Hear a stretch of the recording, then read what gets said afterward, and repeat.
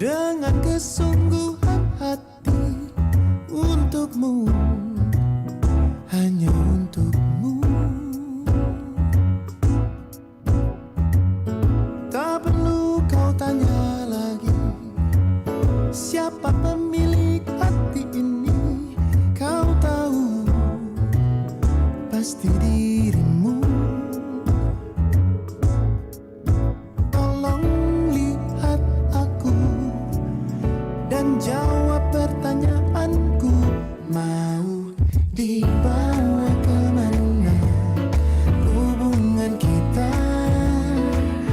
Jika kau terus menunda-nunda dan tak pernah menyatakan cinta, mau dibawa kemana hubungan kita? Ku tak akan terus jalani tanpa ada ikatan pasti antara kau dan aku.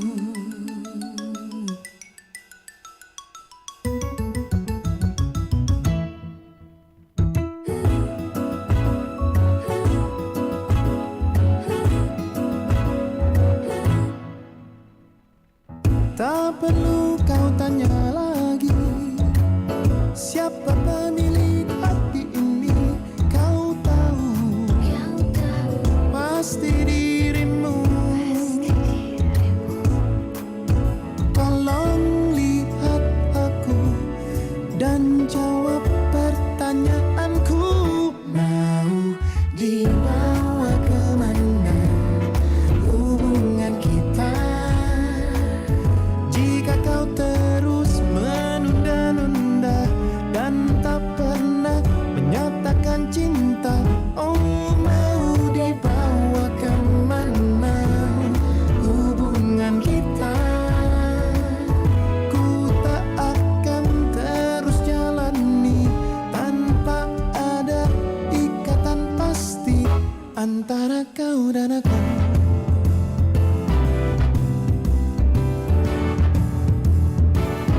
Antara kau dan aku. Mau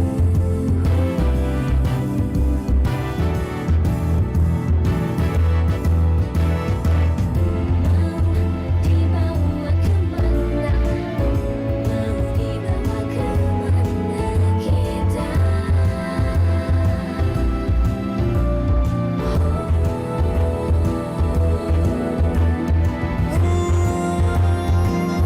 Mau dibawa kemana hubungan kita? Jika kau terus menunda-nunda dan tak pernah menyatakan cinta, oh mau dibawa kemana hubungan kita?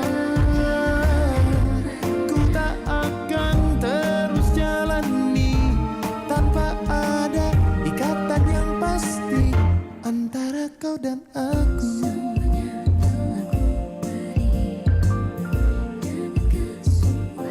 Antara kau dan aku.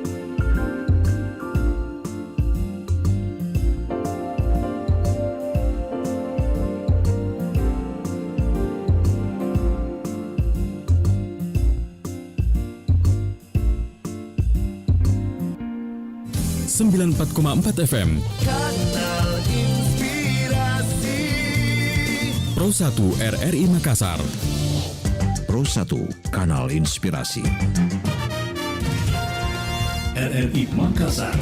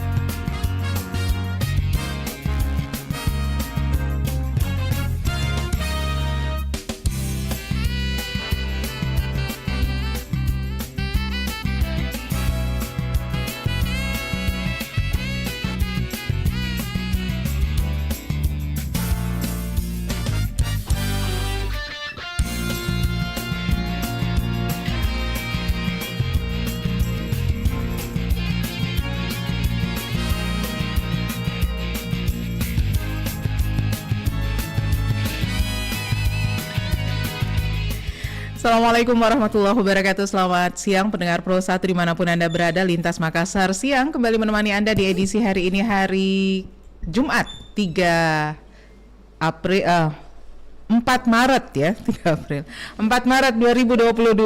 Nah, di Lintas Makassar siang untuk edisi hari ini kita berada dalam sesi pengarus utama gender.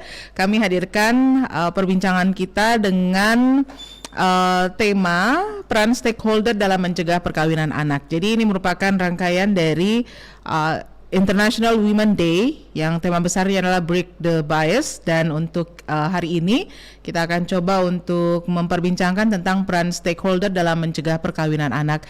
Sudah hadir di studio siang ini ada Ibu Sri Endang Sukarsih dari Koalisi Cegah Perkawinan Anak, dan juga ada Ibu Mismaya Al-Khairat juga dari Koalisi Cegah Perkawinan Anak. Assalamualaikum, selamat siang Ibu-ibu. Waalaikumsalam warahmatullahi wabarakatuh. Salam harmonisasi. Salam harmonisasi. Nah, ini topik kita hari ini adalah peran stakeholder dalam mencegah perkawinan anak.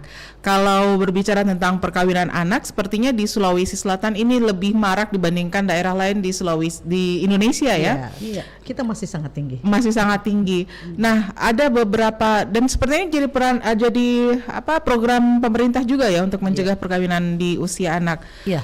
Saya benar. ke Ibu Endang dulu. Ya, silakan. Bu Endang, untuk perkawinan anak, sebelum kita menyinggung tentang peran stakeholder untuk kondisi saat ini, bisa digambarkan untuk Sulawesi Selatan, Bu ya, bagaimana sebenarnya perkawinan di usia anak yang memang masih marak, dan mungkin ada beberapa latar belakang yang membuat ini lebih dianggap lebih dari daerah lain di Indonesia, Bu. Ya, benar. Jadi memang kalau kita melihat kita selalu bicara berbasis data ya. Memang luar biasa nih kasus kita. Kita harus tetap menganggap itu kasus luar biasa karena mengalami peningkatan terus. Ya, itu yang pertama.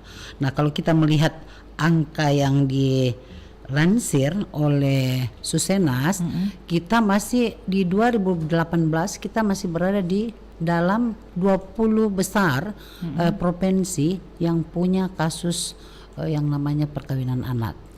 Dan memang secara nasional ini sungguh sangat miris ya, karena terus mengalami peningkatan. Sementara kita terus melakukan upaya. Jadi kita bisa melihat bahwa ternyata ini kita punya kasus begitu besar. Sulawesi Selatan ini ada 11,25%. 11,25%. Oh iya, ini merupakan jumlah yang besar ya, walau menurut data Susenas itu tadi, karena ternyata di 2018 kita termasuk 20 masuk dalam 20 provinsi itu yang terbesar kasusnya, sehingga ini tentu perlu upaya, dan kami pemerhati Koalisi Cegah Kawin Anak ini sedang berupaya agar semua di kabupaten kota juga melakukan hal yang sama berkaitan dengan International Women's Day ini. Gitu. Oke. Saya ke Mbak Maya. Mbak Maya, ini kalau dilihat latar belakang dari terjadinya pernikahan di usia anak, khususnya di Sulawesi Selatan ya, karena sebelum kita jaga mungkin kita harus tahu dulu nih penyebabnya. Iya, kenapa bisa banyak sekali pernikahan di usia anak, khususnya di Sulawesi Selatan, itu apa saja kira-kira? Ya, kita mungkin lihat bahwa kultur ya, kultur di wilayah kita ada semacam anggapan kalau menikah telat itu pamali bahkan aib gitu, malu-malu ya kalau umpamanya sudah perawan tua gitu. Usia 25 tahun itu sudah menjadi momok bagi perempuan, ditanyai terus. Iya kan? Iya. Kapan? Mana pasangannya? Kita jadi mau hadiri acara-acara itu serba salah. Mana pasangannya? Kok gini? Kita kayak merasa kayak perempuan, ya maaf aja, kayak merasa tidak laku begitu kan. Jadi kadang ada semacam suatu kebanggaan di keluarga-keluarga, utamanya di Provinsi Sulawesi Selatan, kalau menikahkan secara dini untuk anaknya. Dan yang ini yang perlu diluruskan, baik untuk penegasan kepada si anak sendiri, bahwa bagaimana dia aware terhadap dirinya ketika dia menjalani pernikahan dini, bahwa itu sangat membahayakan untuk tubuhnya dan juga untuk masa depannya. Karena di usia dini, mereka menikah di usia dini ini otomatis secara biologis belum siap. dan tingkat perceraian tinggi juga mungkin masih dari tingkat pernikahan yang dini itu, karena memang pernikahan ini memang istilahnya orang belajar seumur hidup ya, bukan berarti bahwa ada yang langgeng itu faktor X yang lainnya, tapi salah satu penyebabnya kultur. Yang kedua sekarang yang meningkat adalah masalah ekonomi. Ada satu temuan ketika pandemi kemarin, banyak sekali sekolah yang kehilangan murid-muridnya karena siswanya saat pandemi ternyata memilih menikah, di mana lagi tuntutan ekonomi yang sangat besar. Banyak orang tua menganggap ketika mereka menikahkan anaknya secara dini itu adalah salah satu solusi untuk keluar dari masalah ekonomi. Maksudnya sudah ada yang carikan uang. Jadi uang, apalagi dengan istilahnya kita uang panai. Mereka akan sangat bangga ketika menikahkan dini dan uang panainya anaknya itu sangat berjut-jut.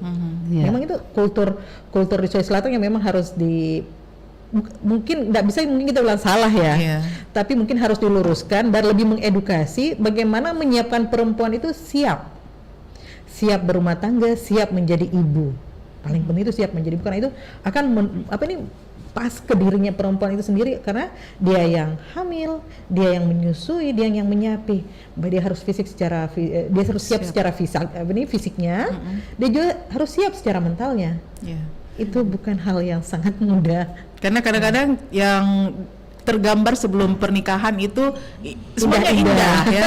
Begitu melampaui satu langkah dari hari pernikahan, nah baru kelihatan, oh ternyata seperti ini. Katanya di 3 bulan pertama itu si pengantin pria itu masih memakai cincin kawin. Setelah itu katanya mereka udah lepas. Katanya cincin kawinnya dijual atau dikawinkan atau disembunyikan, sudah tidak mau ditahu bulan sudah menikah. Mana Gusto? Kemarin bayar penai itu kan lumayan. Nah, ada kultur, ada ekonomi. Kemudian apa lagi yang menjadi penyebab ini maraknya pernikahan di usia anak? Pergaulan. Maksudnya mungkin dari segi begitu gempuran teknologi yang bisa, kita tidak menyalahkan teknologi ya, tapi ketika kita tidak bijak, kita bisa saja terjerumus ke hal-hal yang tidak bahwa sekarang tidak bisa dipungkiri bahwa penjualan online perempuan itu bisa di genggaman tangan Anda. Itu mereka bisa menjajakan langsung dirinya, atau mereka membuat agensi sendiri yang masih ada berbagai macam program-program yang mereka bisa gunakan untuk jalur prostitusi online itu. Bahkan ada yang aplikasinya yang kayaknya khusus untuk itu ya, ada aplikasi ada. Jadi teknologi juga ketika kita tidak bijak itu menjadi salah satu penyebab tergelincirnya, dan ini yang jadi korban perempuan muda utamanya, karena mereka banyak ya yang mau aja gitu kan, karena ketika mereka jadi misalnya istilahnya sugar daddy gitu kan, banyak yang jadi maksudnya mereka bisa happy, mereka bisa ikuti style yang lagi populer gitu, untuk misalnya handphone, gaya hidup dan lain-lain, ketika mereka menjadi piaraan, banyak yang kayak gitu. Itu dari teknologi. Tapi balik lagi nih, kalau misalnya teknologi bisa disikapi dengan baik, nah pasti tidak akan. Itu sisi negatifnya ketika kita tidak bijak. Berarti kembali lagi ke bagaimana lingkungan keluarga, kembali lagi ke ibu mempersiapkan anak-anak perempuannya untuk bisa betul sekali sama teknologi ini. Jadi ada kultur, ada ekonomi, ada teknologi. Nah ini jadi faktor penting, faktor utama mengapa pernikahan di usia anak itu cukup marak ya di Sulawesi Selatan. Saya ke Bu Sri lagi. Bu Sri, ini kalau dilihat kasusnya dasar kasusnya seperti ini apa saja yang sudah dilakukan oleh koalisi cegah perkawinan anak untuk bukan menghentikan ya, setidaknya mengurangi sedikit. Benar. Jadi memang sebelum ke situ, jawaban ke situ, saya ingin menambahkan tadi bahwa selain kita berada dalam 20 provinsi yang punya prevalensi cukup tinggi, kita itu berada pada urutan ke-12. 12 dari 20 ya. Jadi cukup besar juga kita punya kasus ini. Nah, kasus ini tentu banyak penyebab tadi yang disampaikan oleh Dinda Maya, dan memang juga kalau kita melihat persoalan itu juga terkait dengan patriarki, ya, di mana umumnya anak, apalagi anak perempuan itu tidak punya kuasa. Jadi dalam relasi kuasa di rumah tangga maupun dengan masyarakat luas, mereka selalu berada dalam posisi yang dilemahkan. Nah, ini juga persoalannya. Nah, tentu ini berkaitan dengan upaya-upaya yang kita lakukan. Iya. Jadi kita sudah banyak melakukan upaya, terutama mendorong bagaimana terjadi di tingkat desa ada perdes ya. Jadi sudah ada perdes yang diterbitkan di desa. Kemudian kita juga mengupayakan agar semua pengambil kebijakan, terutama kepala daerah, punya political will. Makanya kemarin kita melakukan Gerber di acara bulan berapa tuh ya? Bulan Agustus atau bulan November ya? November, Kak. Di November mendekati sudah masuk Akhir tahun, ke ya. akhir tahun, kita melakukan gerakan bersama dan meminta agar kepala daerah itu menandatangani fakta integritas agar mereka terdorong ya, political will-nya terdorong untuk melahirkan satu peraturan daerah, Perdes. Nah, kemarin kita juga sudah menemui Ketua DPRD Provinsi Sulawesi Selatan dan alhamdulillah gayung bersambut karena Ibu Andi Ina dalam hal ini sebagai Ketua DPRD sudah menyatakan sikap bahwa dia akan mengupayakan adanya perda. Jadi perda selain penghapusan kekerasan terhadap perempuan itu juga akan ada yang namanya pencegahan perkawinan anak. Jadi sebenarnya koalisi ini kecil-kecil sih, tetapi gaungnya gede. Nah, salah satu upaya kita adalah mengajak RRI untuk bekerja sama dengan melakukan kampanye melalui radio ini. Dan kita berharap ini lebih efektif ya, karena saya ini RRI bisa terjangkau sampai ke daerah-daerah Seluruh yang pelosok. itu. Jadi memang ini adalah salah satu upaya dan di dalamnya ada RRI gitu. Saya ke Mbak Maya lagi. Mbak Maya, ini kalau tadi kan sudah ada pendekatan kepada pemerintah Satu setempat. lagi ya, Oh ya. kita juga mendorong RUU ya, adanya undang-undang. Jadi kita juga mendorong hadirnya undang-undang. Koalisi juga berkoalisi lagi dengan berbagai lembaga. Tentu lebih banyak pada lembaga independen ya, untuk mendorong pemerintah dan pemerintahan dalam hal ini legislatif dan eksekutif untuk menghadirkan undang-undang agar, karena kalau melihat kasus yang setiap hari ada, ini kan yang terakhir kita dapat informasi juga kan soal bagaimana seorang oknum melakukan kekerasan seksual kepada asisten rumah tangga. Anaknya sendiri juga ada tadi Anaknya pagi, Bu. sendiri juga. Nah, ini kan biasanya ketika satu kasus muncul, maka akan muncul kasus-kasus berikutnya terkait. Ya. Satu kan kita banyak lihat kasus kemarin juga kan di Bandung ya terjadi itu. Jadi memang melihat kasus ini tentu kita semuanya ya, siapapun yang punya kepedulian, ayo kita bersama-sama untuk menghadirkan satu kebijakan dan bisa diimplementasi dengan baik. Saya ke Mbak Maya dulu, Bu Sri. Ini tadi Bu Sri sudah menyampaikan ada fakta integritas, ada pendekatan kepada legislatif dan seterusnya. Nah, seingat saya ini pemerintah juga sudah merubah ya untuk perkawinan usia perkawinan itu bukan lagi 17 untuk laki-laki tapi udah 18, kedua-duanya 18 tahun ke atas ya. Ya, dispensasi. Ada dispensasi. Nah, ya itu juga ada dispensasinya, harus ada, kalau misalnya di bawah 18 tahun harus izin ya sama dari P3 kalau nggak salah ya, yang bisa mengeluarkan surat bahwa ini boleh. Ada beberapa rekomendasi. Rekomendasi istilahnya. Nah, ini kalau melihat aturan yang sudah dibuat oleh pemerintah, kemudian ujung-ujungnya yang rekomendasi itu tadi yang ingin saya soroti. Kalau memang harus aturan itu akan dipatahkan lagi dengan adanya rekomendasi, berarti sama aja bohong ya aturan itu dibuat. Tidak juga sih, karena ada memang situasi, maksudnya situasi yang sangat diperlukan untuk mengambil keputusan itu. Cuman yang masalahnya kadang belum situasi itu terjadi, bahkan sudah ada misalnya pencurian umur. Nah, dari pencurian umur itu dibayar ini lagi, jadi itu kan sudah masuk korupsi lagi kan, mulai dari korupsi usia, korupsi dari pembayaran dan lain-lain untuk pelicin dan lain-lain, itu kan juga bagian dari korupsi. Jadi itu yang seperti tadi Kak Sri bilang bahwa di mana pemerintah diminta suatu integritas, suatu fakta integritas bagi dirinya untuk menegakkan. Kalau aturannya segini, tidak boleh ada pencurian umur, apalagi kalau memang tidak terjadi sesuatu hal yang masih banyak yang terjadi, tidak terjadi apa-apa kok. Cuma memang mau minta rekomendasi untuk meloloskan pernikahan usia anak. Pernikahan usia anak. Dan kadang ya maksudnya kita gregetan sendiri, kok ada lagi. Semakin kita menggencarkan, tapi syukurnya ya informasi itu semakin naik dan kita menjadi parameter bahwa apa yang kita lakukan, kita harus terus bergerak.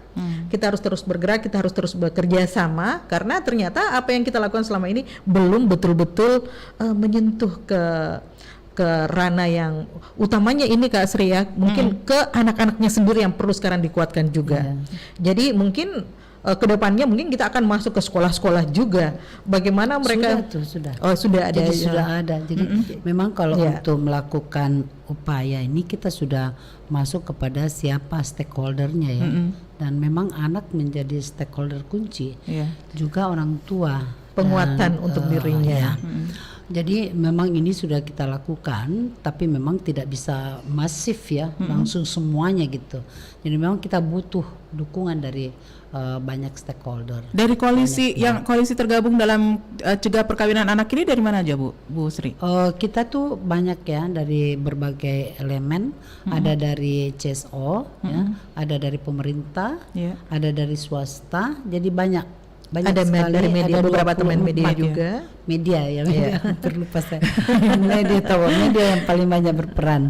Jadi memang ada 24 lembaga, tetapi individunya juga banyak. Jadi individu dan lembaga. Jadi kita memang berharap semua pihak yang punya kepedulian, kita kan berangkat lagi persoalan peduli apa enggak nih, awareness and care ya. Dan itu memang bukan persoalan mudah membangun kesadaran. Nah, saya sendiri pengalaman ini udah bertahun-tahun melakukannya, dan banyak kasus yang menurut saya semakin luar biasa, semakin meningkat. Contoh korupsi, narkoba. Perkawinan anak ini kan terkait juga dengan korupsi, narkoba. Jadi memang ada kaitannya. Dan kalau kita tarik benangnya, kadang di keluarga sendiri juga kadang kita tidak mampu untuk memberikan penegasan itu. Kadang kekuatan itu maksudnya kita sih sudah aware ya.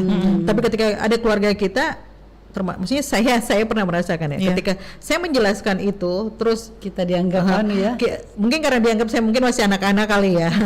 Terus dia bilang anak-anak gede, terus dia bilang, kan saya termasuk yang agak telat teman-teman, jangan bawa-bawa adikmu untuk ikuti jejakmu katanya. Jadi itu kan salah lagi, padahal kan kita memberikan itu dengan apa yang kita ketahui selama ini.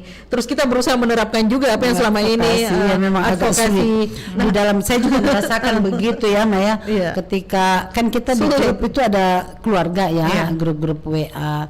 Kemudian ada saudara yang mengatakan mau kawinkan cucunya atau anaknya. Terus kami tahu bahwa ternyata masih usia anak gitu.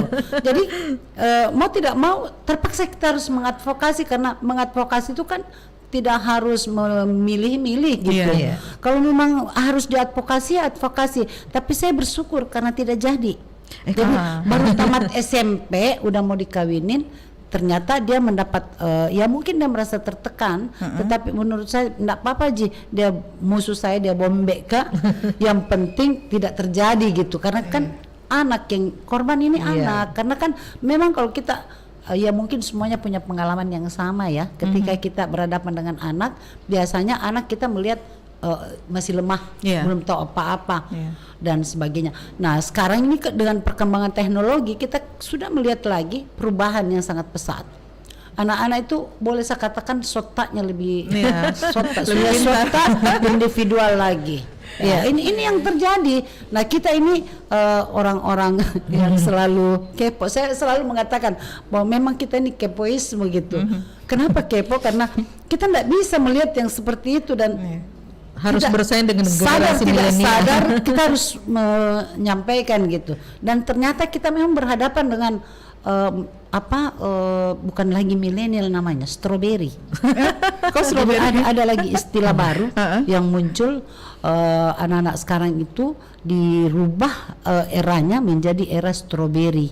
Dan ternyata maksudnya memberikan julukan itu setelah dikupas ya, dicari tahu, ternyata saya juga merasa gitu, karena saya kebetulan punya anak yang masih 17 tahun.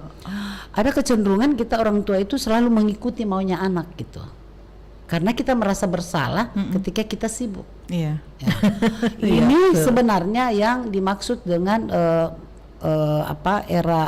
anak yang masuk kategori strawberry.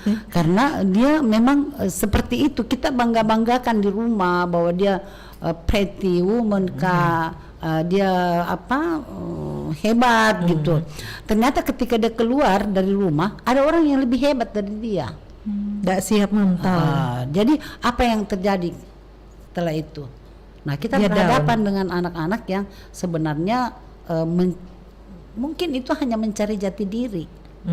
Tetapi karena situasi yang seperti itu, banyak anak kita kemudian mengambil jalan tengah ya. Dia melakukan hal-hal yang membuat kita kaget gitu. Jadi memang ada yang banyak unik-uniknya anak-anak sekarang. Di sini nih kesiapan kita sebagai orang tua, dan memang ini peran stakeholder sangat dibutuhkan. Iya. Dan siapa terdekat.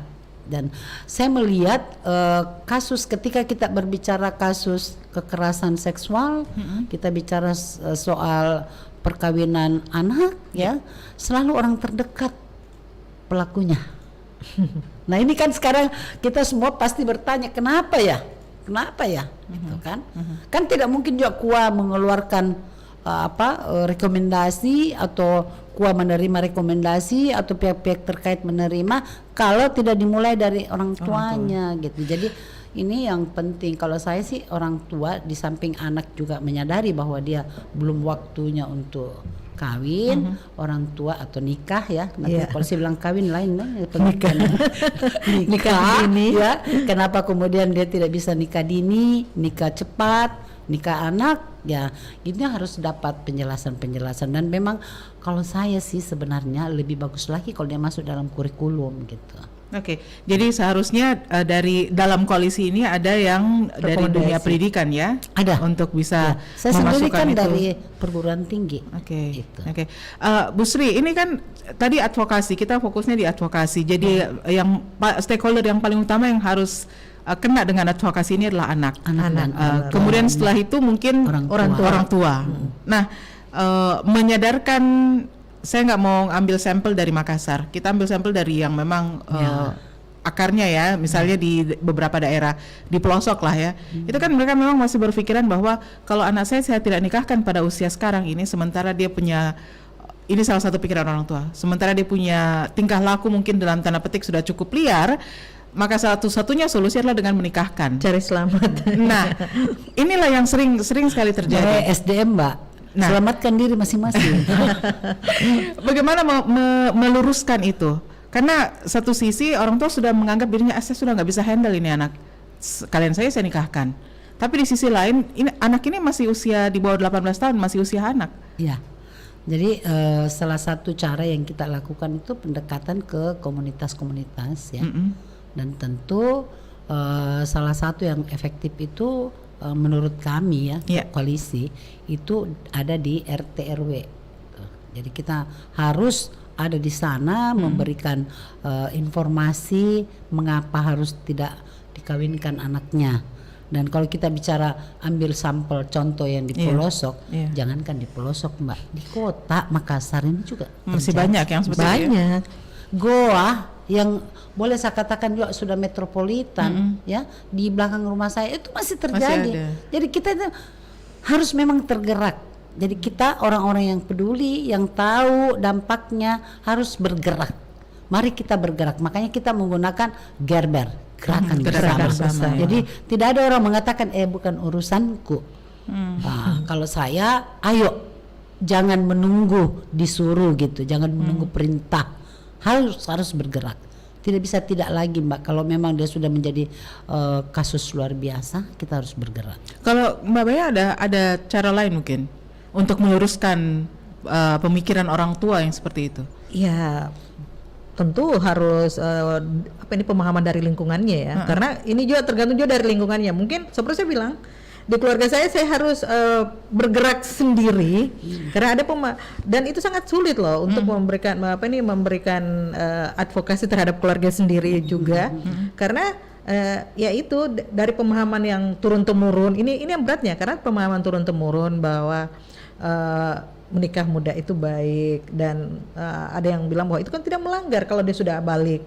Itu bukan hal yang berdosa misalnya kan mereka sudah bawa ke situ ya kita mau bisa bilang apa. Jadi kadang saya cuma bilang begini, saya memberikan gambaran bahwa dari segi psikologi dari segi biologisnya anak-anak bahwa saya bilang orang biologi, saya belajar tentang biologi, saya bilang ini anak kan baru mestinya melewati tahap namanya menstruasi dan lain-lain. Rahimnya belum kuat untuk misalnya hamil dan lain-lain dan bla bla. Dia ketika dia hamil melahirkan dan harus maksudnya ketika melahirkan ada berapa itu yang putus-putus itu kan saraf yang putus itu kan dia harus punya sebenarnya harus matang dulu secara biologis. Belum lagi ketika perempuan habis melahirkan ada namanya kayak sindrom apa gitu kayak baby blues itu. Nah, apakah si anak ini siap gitu? Sedangkan orang-orang yang sudah dianggap dewasa kadang sulit melewati masa itu, apalagi dengan anak-anak. Belum lagi dengan oke lah kalau umpamanya dia di lingkungan yang misalnya suaminya ini berkecukupan. Kalau tidak, kalau tidak, misalnya ternyata suaminya juga masih anak-anak, belum belum punya kerjaan, masih menghadap sama orang tua, dapat mertua yang tidak aware juga mau bagaimana, kasihan. Jadi saya biasanya pendekatan ke si anaknya, saya mengingatkan walaupun ya kadang ini lagi. Kadang memang ada anak-anak ini yang kayaknya pengen cepat nikah muda. Ada loh. Ada beberapa yang sempat saya ngobrol, mereka memang kayaknya kan ramai juga di TikTok itu. Bagus kalau nikah muda karena pas anaknya udah gede kita masih kayak baby katanya. Nah, kayak gitu. Nah, pemahaman gitu yang mereka dapat dari itu yang kadang membuat kita bilang, oh iya ya, maksudnya mereka dicuci pemikiran ya bagus ketika sudah dewasa. Mereka enggak lihat ketika kecilnya si anak ini diurusin. Mereka lihat, oh iya mereka sebantaran. Coba tanya si emaknya waktu sama-sama kecil. Ya kan? Karena sama-sama belajar untuk menjadi seorang ibu. Nah, itu yang mungkin juga yang harus kita gerakan terus ke sekolah-sekolah, utamanya misalnya ada kegiatan-kegiatan OSIS dan lain-lain. Dan mungkin harus dibuat TikToknya juga bagaimana anak mengurus. Kalau saya tadi tuh sepakat tuh buat TikTok juga. Dan anak kecil mengurusi anak. Ternyata anak-anak kita yang punya komunitas anak ya itu juga melakukan itu. Jadi memang ada pembagian. Jadi di dalam koalisi ini juga ada komunitas anak yang kita ajak dan mereka juga melakukan kampanye. Ada kampanyenya dia. Dan salah satunya kampanye itu pasti TikTok deh. Karena medsos ini sangat efektif. Iya, sangat akrab dengan berpengaruh sekali, berpengaruh. Tidak ada sekarang. Saya mengajar ya di kampus itu. Ketika saya menanyakan, ada yang tidak punya HP, tidak ada yang komen.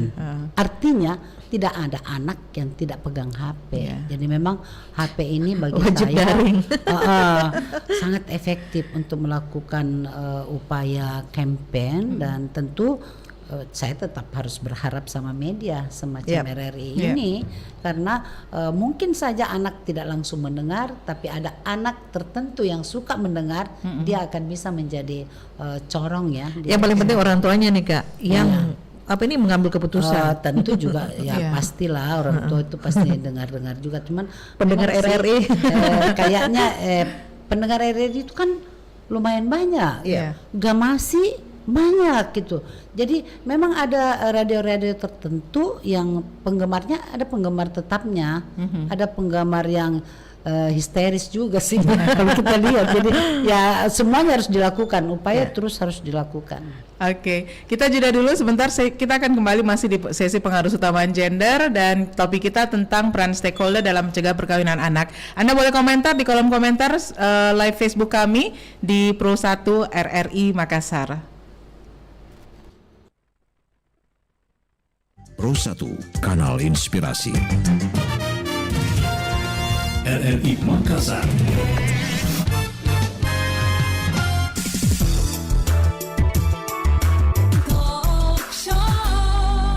Dasar anak tidak tahu dia untung. Segala pekerjaan tidak ada yang benar. Apa saja yang kamu kerjakan, ha? Kau rasakan ini. Benar-benar anak tidak tahu diri. Mendidik dengan kekerasan fisik bukanlah hal yang wajar. Kita mesti melihat kondisi ini. Kita juga harus sadar bahwa anak juga mempunyai hak yang harus dipenuhi para orang tua. Anak-anak kita adalah buah hati masa depan bangsa. Iklan layanan masyarakat ini disampaikan oleh tim Radio Republik Indonesia.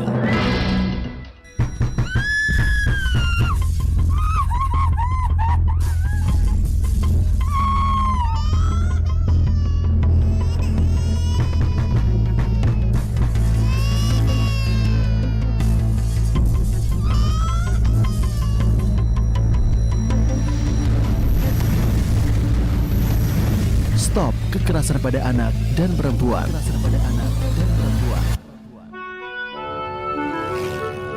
Wah, mau kemana Bu pagi-pagi begini? Kenapa si kecil nangis terus? Saya mau periksa ke Posyandu, Bu. Hari ini kan jadwal pemeriksaan. Kok repot-repot? Anak saya sampai besar tidak pernah saya bawa ke Posyandu. Di rumah banyak pekerjaan, Bu. Iya, memang sedikit repot, Bu. Tapi tak apa, perkembangan anak kan perlu dikontrol. Berat badan, tinggi badan, serta gizinya sudah cukup apa belum? Bu, apa di Posyandu itu tidak dipungut biaya? Ya tidak lah, Bu. Gratis. Kan sudah disiapkan oleh pemerintah. Bahkan diberi makanan tambahan lagi. Pantas aja anak-anak sehat karena ibunya pintar. Keluarga sejahtera dan sehat mendukung terciptanya generasi cerdas dan tangguh. Generasi yang sehat di tangan ibu yang bijak. Pro 1, Kanal Inspirasi. RRI Makassar.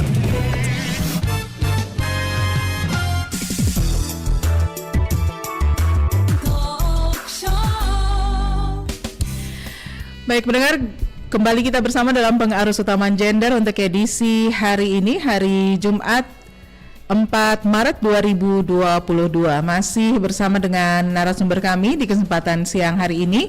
Ada Ibu Sri Endang Sukarsi dari Koalisi Cegah Perkawinan Anak, juga ada Ibu Mismaya Al-Khairat dari Koalisi Cegah Perkawinan Anak. Nah, kita akan lanjutkan seperti apa sebetulnya advokasi yang sudah dilakukan oleh Koalisi Cegah Perkawinan Anak. Ada pendekatan melalui media seperti yang saat ini sedang berlangsung di RRI. Kemudian juga ada pendekatan melalui beberapa komunitas-komunitas ya. Salah satunya ada komunitas anak ya. Nah, untuk komunitas-komunitas seperti ini, saya ke Mbak Maya dulu ya, Bu Endang ya. Mbak Maya, untuk komunitas seperti ini apakah memang terbuka untuk umum atau harus mereka orang-orang tertentu gitu yang bergabung di dalamnya? Terbuka untuk umum sih, iya. Memang sudah ada beberapa utusan dari beberapa sekolah yang sempat mengikuti pelatihan Kak Sri ya. Jadi mereka diadvokasi juga. Oh, ada pelatihan? Iya, maksudnya mereka diberitahu dulu kenapa mereka harus berada di sini, apa yang mereka harus sampaikan, apa fungsinya mereka ada di situ. Dan kita berharap bahwa suara anak itu kan sefrekuensi dengan anak juga. Bahasa mereka itu akan mengena ke hati anak juga. Jadi kenapa kita menggunakan media anak? Ya karena itu. Mungkin dengan bahasa anak, dengan penuturan yang dengan keluguan seorang anak membicarakan apa yang ada mereka rasakan kepada temennya, kan biasanya kita lebih enak gitu kan? Lebih enak sama temannya, curhatnya enak ke teman gitu jarang kan? Sama orang tua. Karena sefrekuensi, karena kita pikir bahwa apa yang kita rasakan mungkin bisa juga dia rasakan.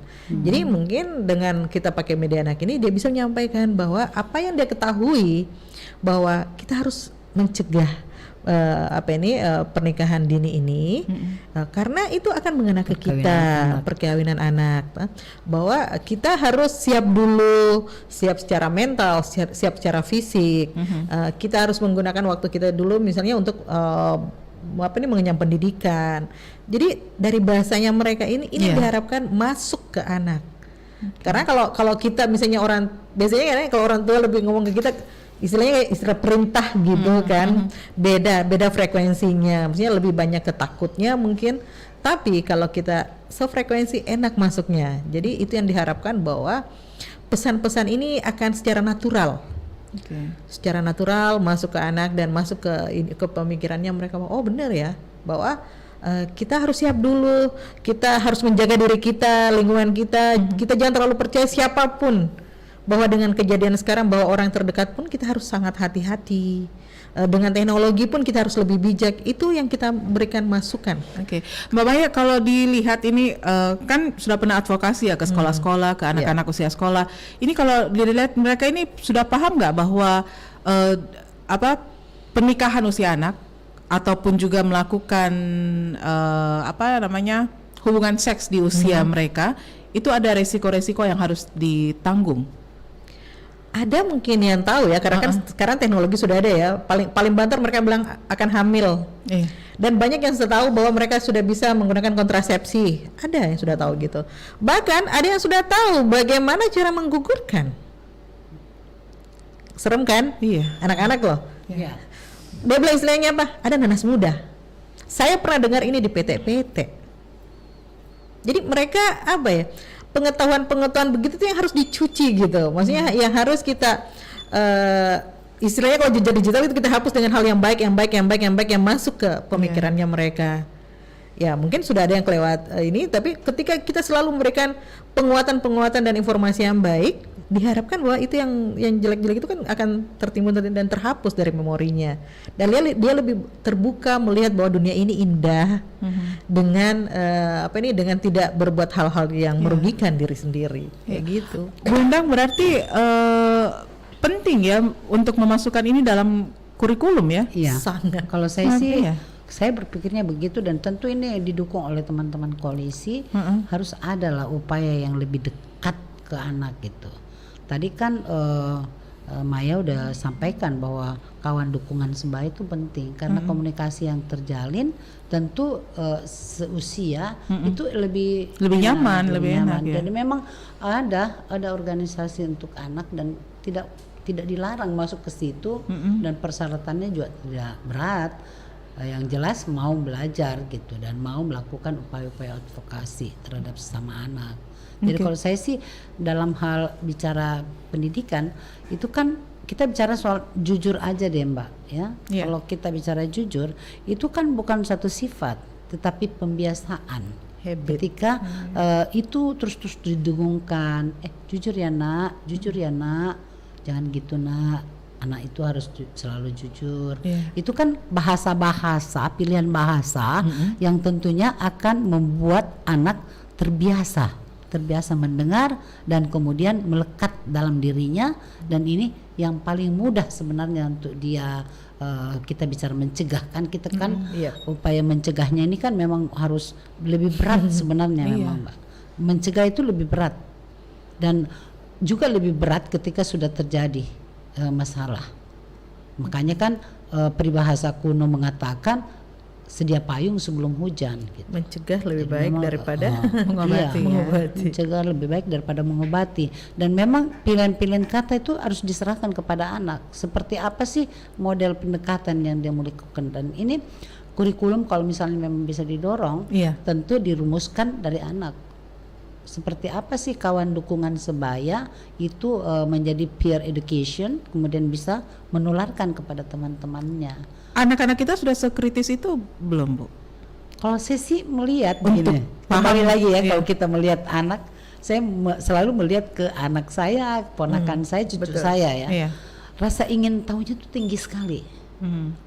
Di satu sisi kalau kita melihat medsos ini semua bisa diakses, tidak ada yang tidak bisa diakses. Nah, disinilah kesadaran negara untuk memberikan suguhan-suguhan media ke anak yang mana pantas dan mana tidak pantas. Kita mengatakan menyerahkan kepada yang bersangkutan bagaimana bijak menggunakan medsos, tetapi yang menjadi persoalan adalah medsos menyediakan seluruh aplikasi yang bisa diakses. Nah, kalau saya peran negara penting, edukasi penting ya, dan kemudian menggerakkan semua unsur-unsur atau stakeholder yang kunci ini penting. Jadi memang Mbak Maya, kita Ibu Endang tadi sudah menyampaikan bahwa penting harus selalu ada peran pemerintah di situ ya. Sementara kita juga terus bergerak untuk memahamkan mengadvokasi untuk anak-anak yang memang stakeholder utama di situ. Kedua-duanya ini bisa berjalan di koalisi ini? diusahakan dan kami sekarang bergerak terus bersama ya. Kita bergerak kalau terus mengatakan kedua-duanya bisa berjalan. Tapi berjalan. kan ada namanya, ada kan yang namanya itu coko-coko enak Mbak. Dia tuh di situ juga persoalannya. Jadi kita sudah berusaha, kita sudah maksimal ya melakukan advokasi, tapi di satu sisi ada memang yang suka gembos ya.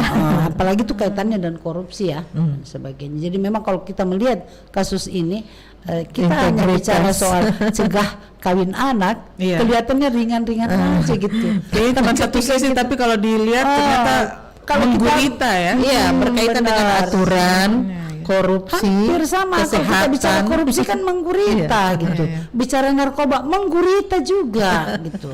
Jadi memang ada orang-orang yang mestinya punya tanggung jawab, punya apa ya namanya kalau menurut saya keharusan ya. Melakukannya, dia tidak melakukannya gitu. Dia anggap sesuatu yang biasa, bukan urusan saya dan tidak penting. Ketika sudah pengambil kebijakan atau decision maker mengatakan itu tidak penting, tidak menjadi political will, maka persoalan ini menjadi persoalan yang tidak perlu ditangani dengan sangat efektif, sangat baik gitu.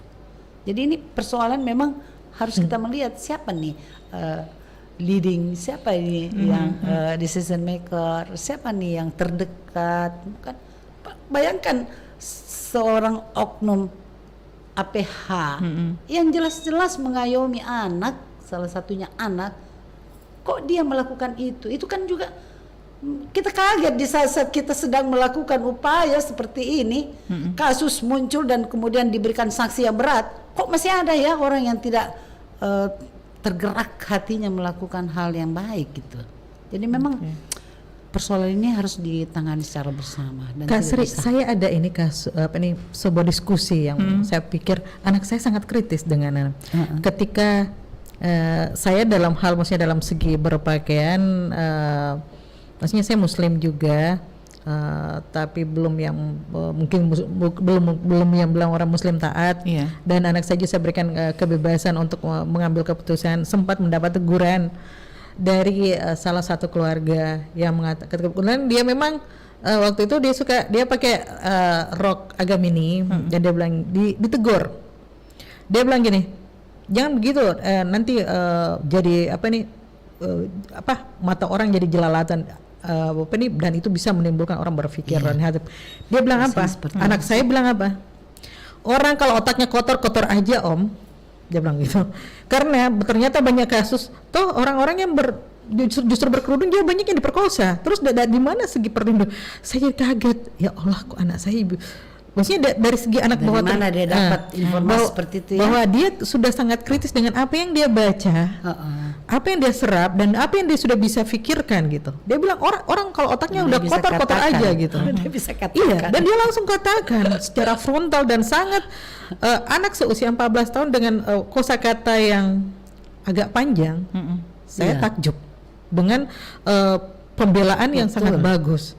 Karena dia bilang laki-laki kalau sudah otaknya kotor aja om. Tidak perlu saya harus tidak perlu saya harus telanjang atau tidak perlu saya harus menutup seluruh tubuh saya. Kalau Anda sudah berotak kotor, kamu akan mau berusaha mengotori saya. Dia ngomong gitu.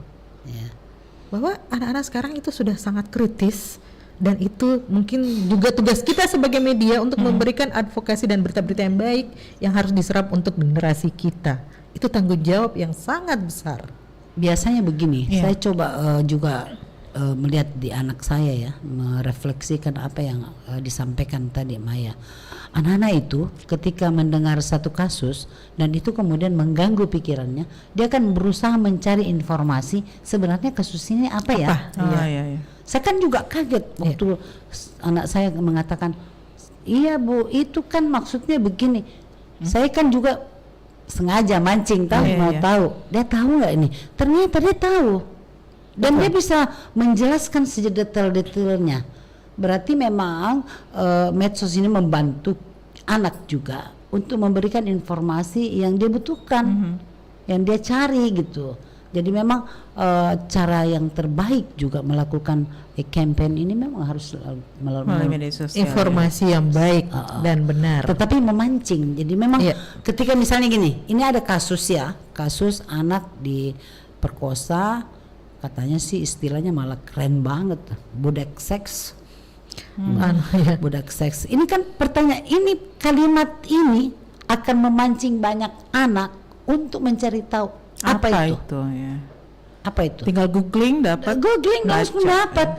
Kebetulan juga ini Opa Google ini baik sekali. Apa saja informasi bisa dia berikan. Jadi memang ini kalau kita melihat media sangat punya pengaruh besar. Dan media lah tentu yang paling kami harapkan untuk memberikan banyak informasi terkait dengan kasus anak, karena banyak sekali kasus. Ngeri. Kemarin karena kebetulan yang lagi viral itu adalah APH tadi yang melakukan ruda paksa kepada anak di bawah umur. Ini akhirnya saya ngobrol sama Ibu Messi Papayungan. Nah, dan memang kalaupun tidak ada APH ini yang melakukan hal tersebut dan kebetulan dia yang menjadi viral, sebenarnya kasus ruda paksa terhadap anak di bawah umur itu sudah cukup banyak ya. Betul. Hampir setiap hari pasti per 3 atau per 4 hari pasti ada satu kasus seksual namanya. Ada satu kasus yang aneh. Dan anehnya mereka kebanyakan terjadi pada anak-anak di bawah umur. Betul. Kalau kita menyandingkan antara kasus ruda paksa terhadap anak di bawah umur dengan kasus perkawinan anak di bawah umur, ini kedua-duanya pasti nggak bagus ya. Iya. Tapi harus ada apa solusinya gitu?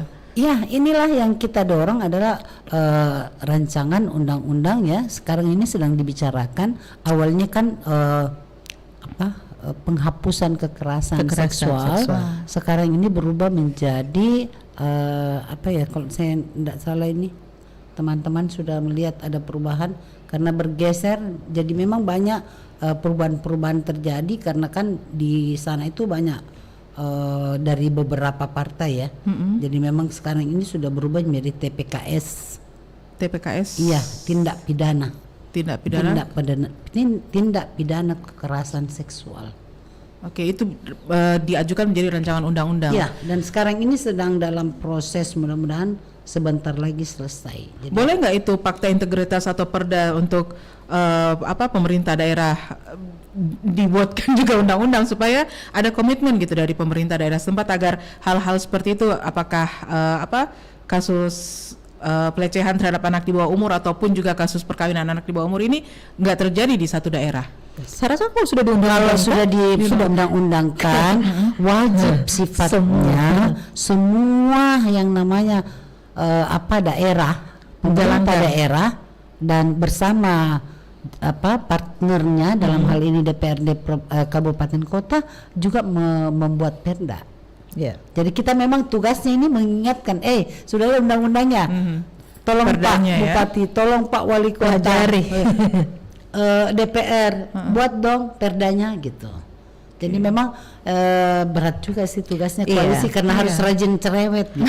Yang kemarin-kemarin kan awal-awalnya kayak misalnya dari kepala desa aja kayak yang mengambil keputusan, misalnya ketika ada warganya mau menikah muda, dia kasih denda tinggi, dia harus membayar sangat tinggi kalau dia tetap mau menikahkan anaknya dengan kasih sanksi. Dia kasih sanksi. Ini memang satu di antara 1.000 atau sudah 500 di antara sudah lumayan banyak ya kalau saya tidak salah kemarin udah perdes. Nah, ini saya pernah berpikir out of box ya. Kenapa sih undang-undang itu tidak dimulai dari peraturan desa? Karena dia lebih menyentuh. Peraturan desa aja dulu gitu kan, supaya lebih teknis, lebih bisa dijabarkan. Nah, nanti undang-undangnya lahir yang lebih mengayomi lagi nih. Jadi menguatkan. Harus gitu kan. Jadi supaya tidak terjadi yang namanya pertentangan. Tapi saat ini kan sudah ada undang-undangnya tapi nggak dibuatkan di perdes atau perdanya gitu ya? Justru bergerak dari perdes dulu kayaknya. Kemarin kan apa yang disampaikan Ibu Andi Ina, ini salah satu sinyal yang luar biasa. Kita merasa bahwa ini sudah ada kemauan politik untuk menghadirkan perda dan itu perda inisiatif. Jadi perda itu akan dibahas di tahun depan. Oke, untuk RRI kayaknya saya perlu data. Nanti mau dibuatkan yang kayak semenit-semenit tadi ya, karena sifat radio kan hanya sekilas. Kalau kita kasih informasi dalam bentuk 1 menitan gitu, mengingatkan keren itu. Lebih ini supaya lebih kita bisa putar setiap jam atau setiap 15 menit sekali. Kerjasama. Wah, ayo masuk ke koalisi. Oke. Koalisi tidak menutup diri ya. Koalisi tetap harus menawarkan siapa saja yang berminat, institusi apa saja yang mau, media apa saja yang mau, ayo kita bergerak bersama. Intinya ini semua kita lakukan untuk generasi selanjutnya, anak-anak yang saat ini berada di bawah, bukan di bawah ya, anak-anak yang masih generasi kita.